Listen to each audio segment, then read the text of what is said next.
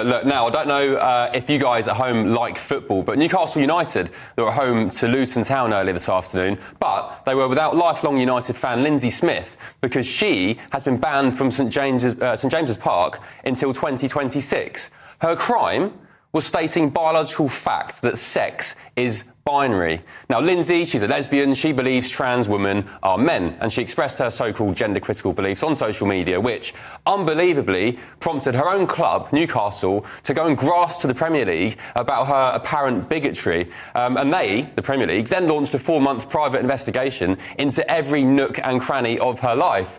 They spent 4 months building up a spy dossier on Linzi, including, and I can't believe this, photographing her walking her dogs behind her house, trawling through her social media history, and even finding out where she worked and detailing it in a massive cache of information. Linzi, unbelievably, was then interviewed by the police when Telltale Club Newcastle handed them the 11-page dossier.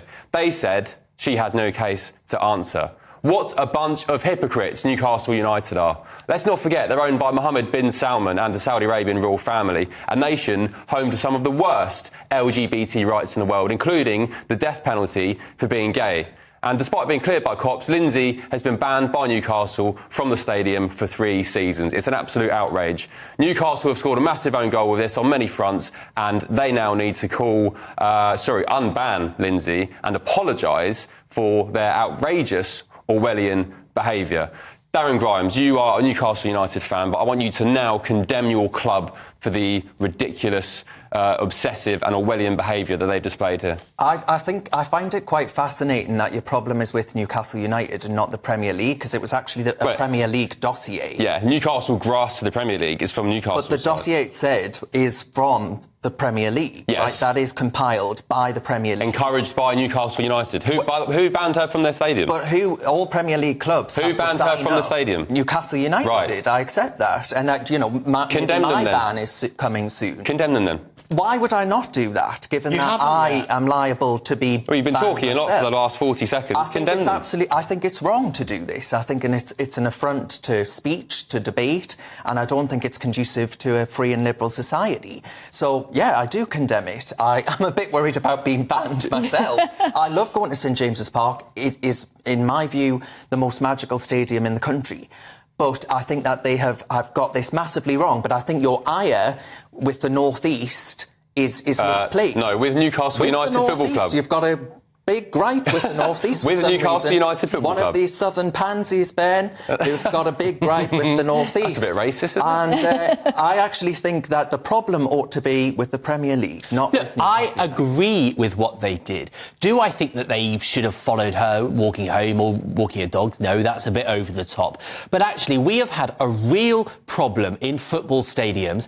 Decades ago, it was with racism. That's still a problem, but not to the same extent because they were proactive. Homophobia, transphobia, those kind of attitudes. How was she transphobic? Common in stands around. How was she transphobic? Supporters. Well, I mean, she said trans women aren't women. How's that transphobic? She said supposedly, according to a tweet that was reported, that trans ideology started with the Nazis. Now, clearly, that is a totally inappropriate thing. And I think as a football club, you have to say that everybody should feel safe in your stands as a supporter, paying the wages of the players. And this person was potentially making those other people feel very unsafe. Ridiculous. Absolute nonsense. She was stating biological fact by saying trans women aren't women, and then one single person complained to Newcastle about it, and then the club felt it upon themselves to act as thought police in some sort of George Orwell novel. Yeah, yes, you about to say something? It is worth noting, though, that Newcastle United aren't here to defend themselves, but the Telegraph did approach them. I mean, I'm sadly not a spokesperson for Newcastle United, otherwise I would have been a bit busier in the transfer window. But Linda, do we want our football clubs policing their fans' thoughts? This is very Orwellian. I think your faith or ideology has to be deeply flawed to force it on people, to demand punishment of those who don't adhere to a faith-based ideology. I think this is blasphemy laws through the back door.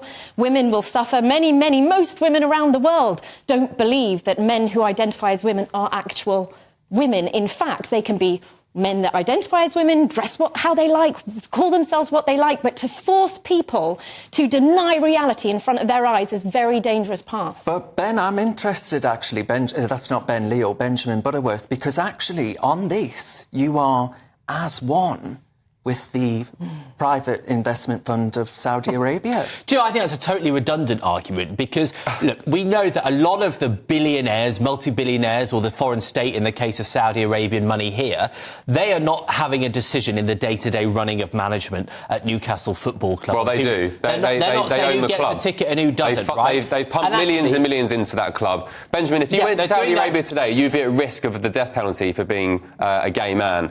And now Saudi Arabia... I believe you've outed. When it comes to their plaything in the northeast of England, they think it's fit to go and defend trans rights by policing people's thoughts. But your argument doesn't make any sense. That's hypocrisy on the grandest scale. Your argument doesn't make any sense because the problem there is that you have these repugnant megalomaniacs who have those laws, not that we are a tolerant, progressive society. Do you not think it's been a bit heavy-handed, though, yes, Benjamin Butterworth? Exactly. It does feel quite heavy-handed. Look, I take the point about the fact that footballers have problems with racism and homophobia in the past, so I do think it is probably right if someone has done something particularly egregious that this might happen. And also, but it doesn't seem to me that this has happened with this woman, Linzi. The Premier League would say, look, we're just following the Equality Act, and actually this individual is in breach of that by discriminating against certain groups. They would say we have pride. They're an embarrassing outfit as well.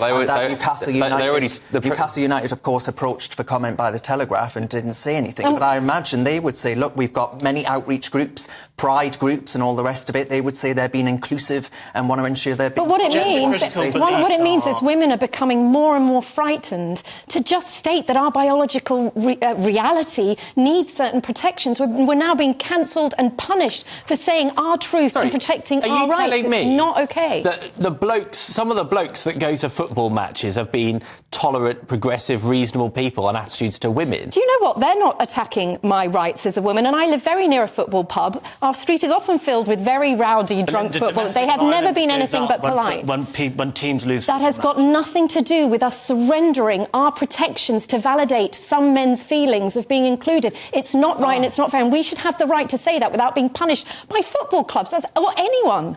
Yes, so Newcastle United have actually said that she was in breach of their diversity and equality rules. So they say they've got these rules in place. The Equality Act protects gender-critical beliefs. It does indeed. So that's going to be the issue. And the Free Speech Union are, of course, arguing that point. So we'll see. But Darren, that's what Newcastle United That's my point. Newcastle want to bang on about their equality policies and whatever else, but they don't care that their owners are Saudi Arabia, who've got some of the worst LGBT records in the world. It's just rank hypocrisy. Well, and also the irony that I think this was in the Daily Telegraph, which is about to be bought by a foreign fund from a similar country anyway.